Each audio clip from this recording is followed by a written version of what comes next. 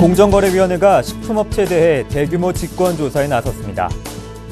금융당국이 김종훈 테마주 등 새 정부 인사들과 관련된 정치 테마주에 대한 모니터링을 강화합니다.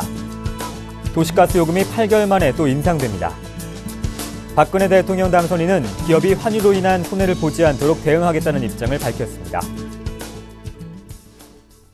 시청자 여러분 안녕하십니까? 센 경제 현장의 강동석입니다. 오늘 코스피 지수가 외국인의 강력한 매수로 2020선까지 회복했습니다. 자세한 마감 시황을 조민규 기자 연결해서 알아보겠습니다. 안녕하십니까? 안녕하세요. 네, 자세한 마감 시황 전해주시죠. 네, 코스피 지수가 외국인과 기관의 동반 매수에 힘입어 큰 폭으로 상승했습니다. 20일 코스피 지수는 전날보다 38.81포인트, 1.95% 오른 2024.64포인트의 장을 마감했습니다. 코스피 지수가 2000포인트를 넘어선 것은 지난달 14일 이후 26거래일 만입니다. 미국 정치권이 예산 자동 삭감과 관련한 합의를 이뤄낼 것이라는 긍정적 기대감이 크게 작용한 것으로 보입니다. 또 글로벌 증시와 비교해 국내 증시가 상대적으로 저평가되면서 프로그램 매수가 크게 증가한 것도 지수 상승의 원인으로 작용했습니다.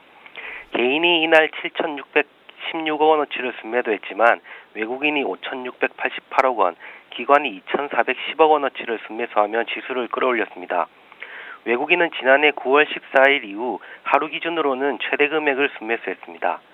프로그램 매매는 5,659억 원의 매수 우위를 나타냈습니다. 업종별로는 의약품과 음식료품이 하락했지만 전기전자와 비금속 광물, 은행, 증권 등이 큰 폭으로 상승했습니다. 시가총액 상위 종목도 대부분 상승했습니다. 삼성생명과 SK텔레콤이 하락했을 뿐 삼성전자와 현대차, 포스코, 현대모비스, 기아차 등이 크게 올랐습니다. 이 밖에 NHN이 실적 개선 기대감에 5.44% 올랐고 한국가스공사도 도시가스 요금 인상 덕분에 4.73% 뛰었습니다. 이 밖에 미래에셋증권과 메리츠종금증권, 우리투자증권, 대우증권 등 증권주도 증시급 등의 영향으로 2% 넘게 상승했습니다. 네, 삼성전자도 오늘 한 달여 만에 150만 원 선을 넘어섰습니다. 전문가들은 삼성전자의 주가를 어떻게 보고 있습니까? 네, 삼성전자는 이날 3.6% 5만 3천 원 오른 154만 5천 원으로 장을 마감해 지난달 15일 이후 한 달여 만에 150만 원 고지를 다시 돌파했습니다. 올 초 기록한 사상 최고가 158만 4천 원이 바로 코앞입니다. 거래량은 35만 8천 주를 기록해 전날보다 3배가량 늘었습니다.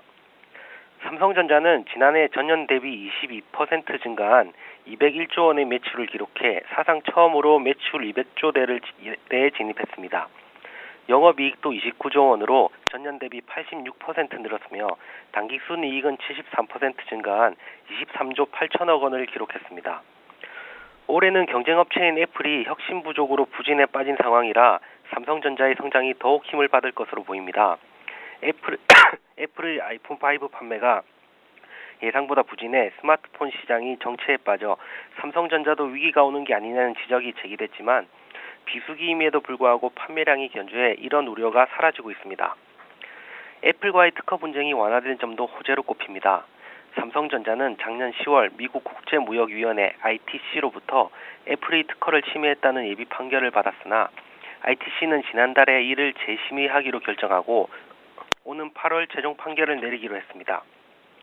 금융정보 제공업체 FN가이드에 따르면 증시 전문가들은 올해 삼성전자의 매출액이 229조 9,600억 원을 기록해 전년 대비 14% 증가하고 영업이익과 순이익도 각각 25%와 27% 늘어날 것으로 전망했습니다. 오는 3, 4분기에는 사상 최초로 영업이익이 10조에 근접할 것이라는 관측도 나오고 있습니다. 전문가들은 삼성전자의 주가가 190만 원까지 오를 수 있다고 보고 있습니다. 최성재 SK증권연구원은 삼성전자의 성장 추세가 계속되고 있다면서 1년 뒤에는 주가가 190만 원까지 오를 것이라고 전망했습니다. 네, 증시 관련 소식 조민규 기자였습니다. 고맙습니다. 고맙습니다.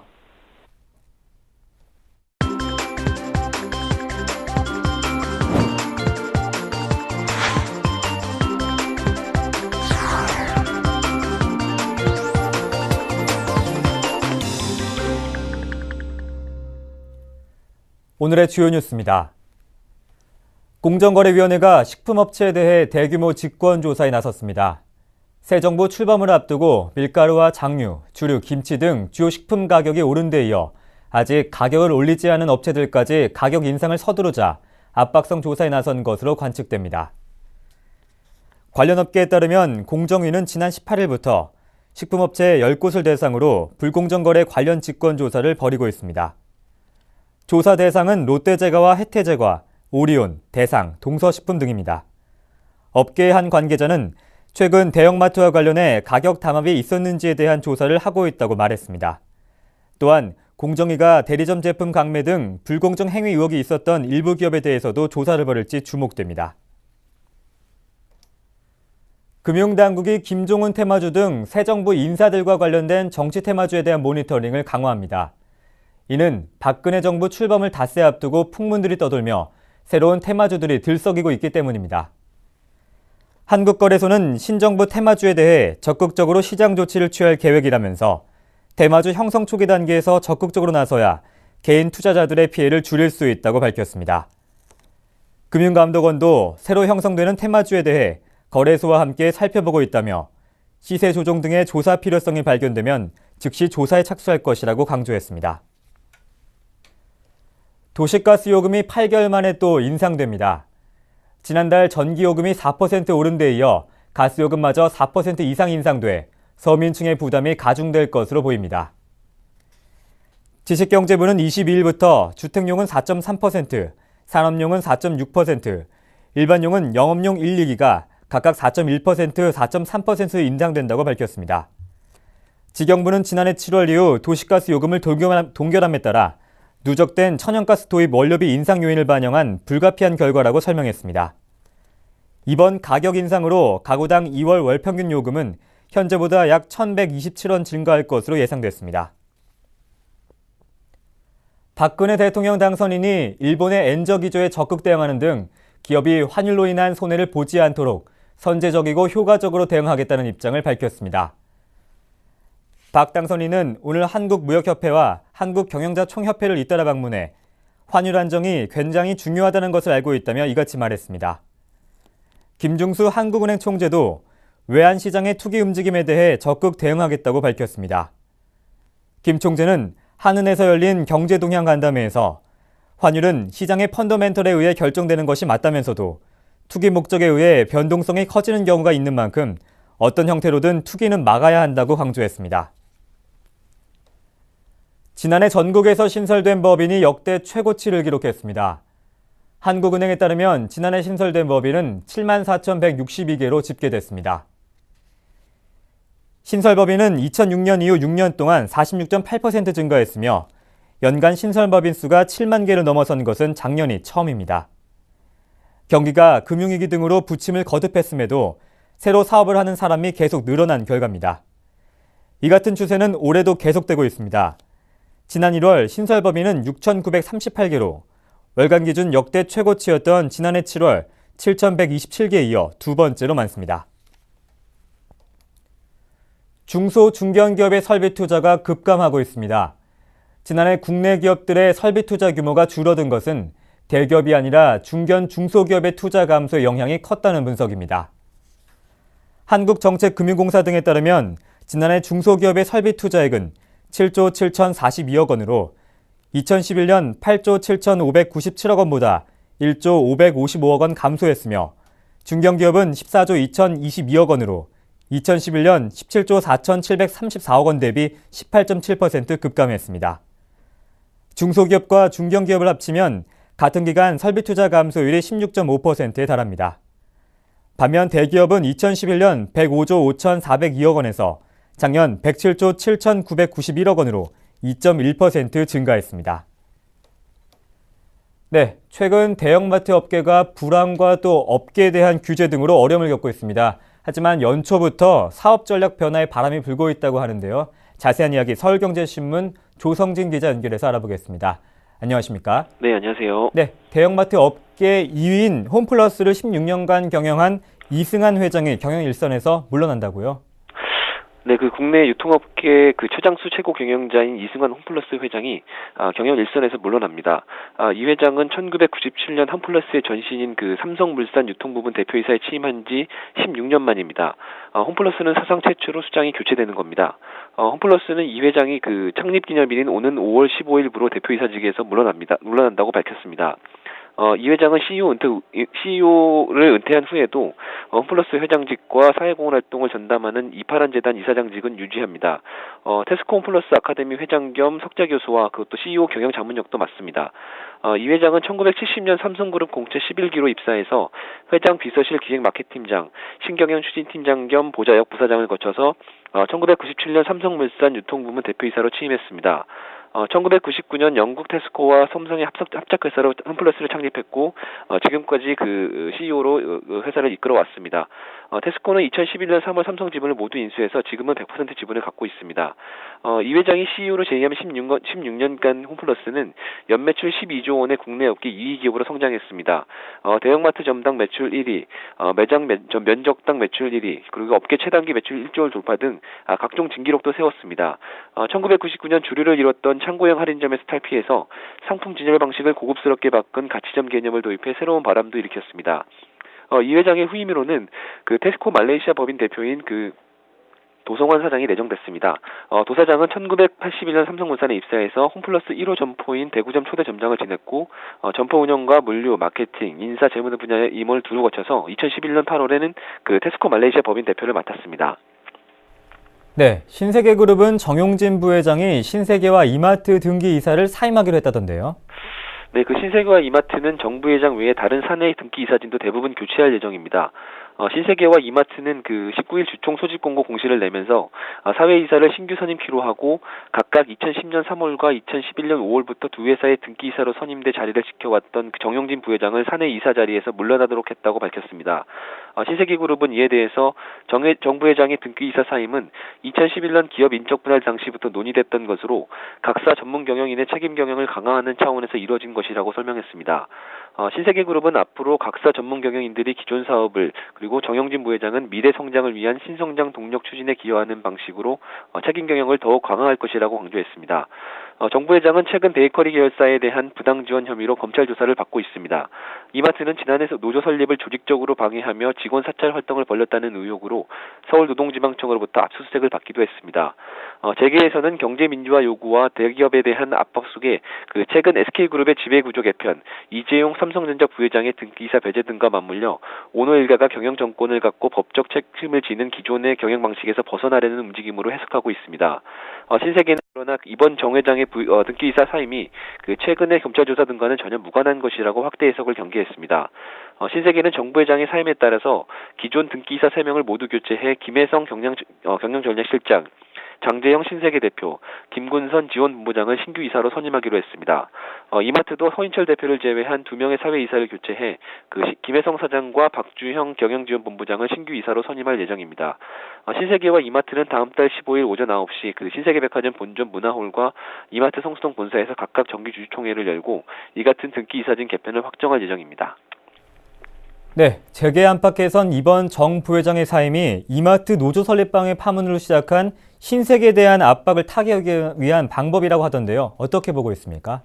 네, 그 삼성을 비롯해서 최근 SK까지 대부분 재벌 기업이 절체절명의 위기 상황에서 그 총수 스스로 책임지는 모습을 보여온 점을 고려하면 이번 사태에 대해 신세계가 느끼는 위기감의 수위를 가늠할 수 있다고 볼 수 있겠습니다.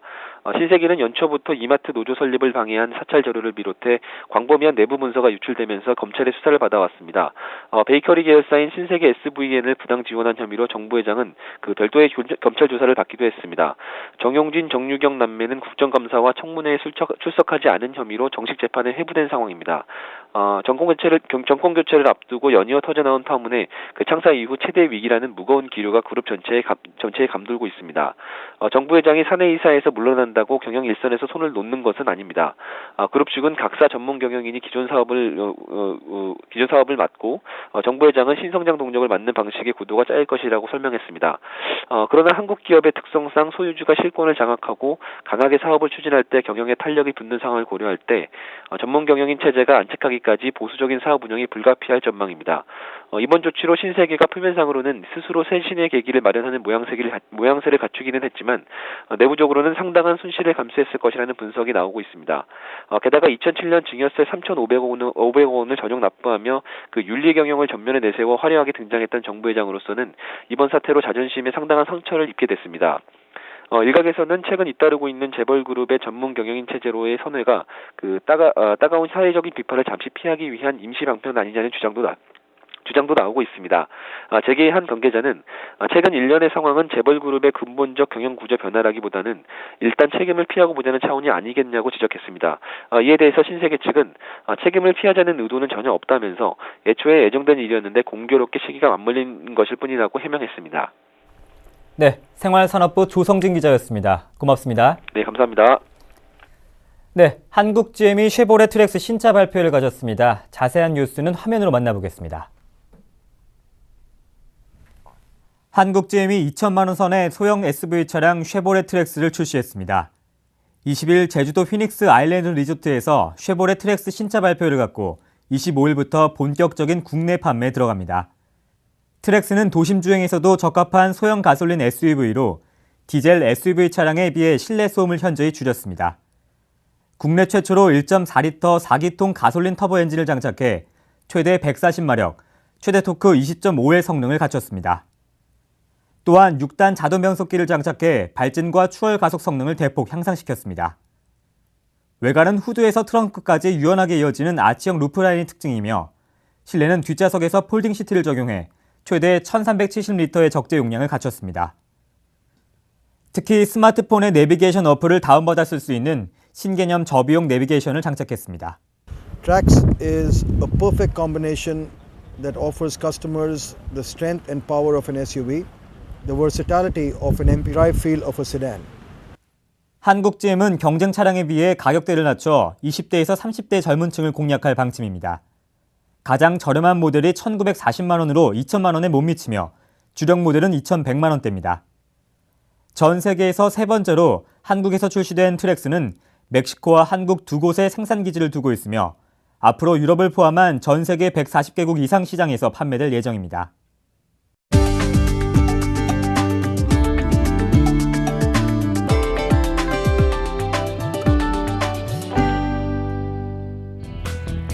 넥센 타이어가 SUV용 최고급 프리미엄 타이어를 출시하고 중대형 SUV 시장 공략에 나섭니다. 중대형 SUV 시장 확대와 장거리 운행의 증가, 편안한 승차감을 원하는 운전자의 수요에 맞춰 프리미엄 타이어 엔페라 RU5를 출시했습니다. 회사 측은 정숙성과 안락한 승차감으로 운전자의 장거리 운행에 대한 부담을 최소화했다며 비대칭 패턴 기술을 적용해 마른 도면뿐만 아니라 젖은 도면에서도 핸들링 성능을 향상시켜 안정적인 주행이 가능하도록 설계됐다고 설명했습니다. SK텔레콤이 세계 최대 이동통신 전시회인 모바일 월드 콩그레스에 중소협력업체의 참가를 지원합니다. SK텔레콤은 오는 25일부터 스페인 바르셀로나에서 열리는 MWC에서 협력업체인 CS와 엔텔스가 참가할 수 있도록 전시 공간의 일부를 제공하고 전시관 설치 공사를 전면 지원한다고 밝혔습니다. SK텔레콤은 지난 2010년 MWC 첫 참가 때부터 국내 중소기업들에게 전시 참가 비용 전액을 지원해왔습니다. SK텔레콤 관계자는 작지만 강한 기술 경쟁력을 보유한 중소기업들이 글로벌 경쟁력을 갖춰나가도록 지원해 SK텔레콤과 중소기업 모두에게 유익한 동반 성장 사례를 만들겠다고 말했습니다. 2월 20일 센 경제 현장이었습니다. 시청해주신 여러분 고맙습니다.